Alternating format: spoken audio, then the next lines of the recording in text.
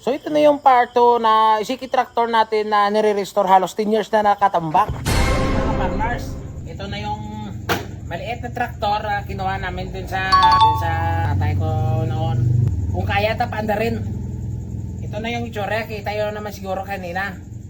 So in-sprayan natin ng crudo kag dos na oil o yos oil. Tingnan natin mga ka-farmers kung mabalik natin yung sa dati yan na itsura kag o ma-restore natin. So tingnan natin mga ka-farmers kung makaya natin panda rin.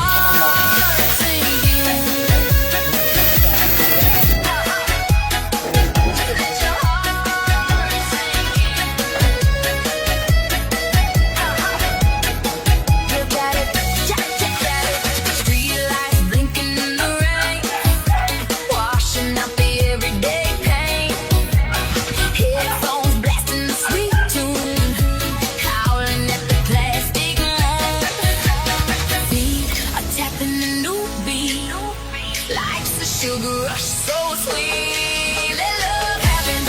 Let love happen. It ain't no plan. Just take a chance. Let love happen. Ayan, ayan madali.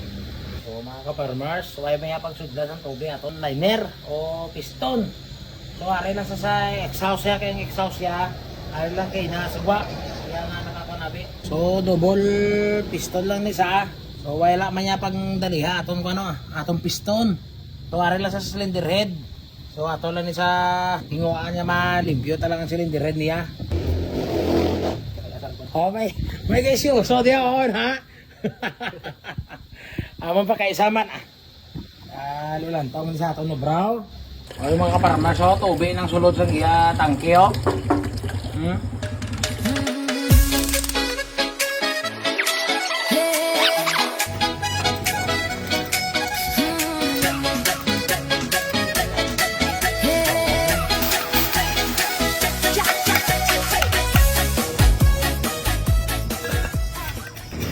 Farmers atong pati ugon niya kwan makina kaya starter kay para kumuha ya tubig tas kuno sa injection pump.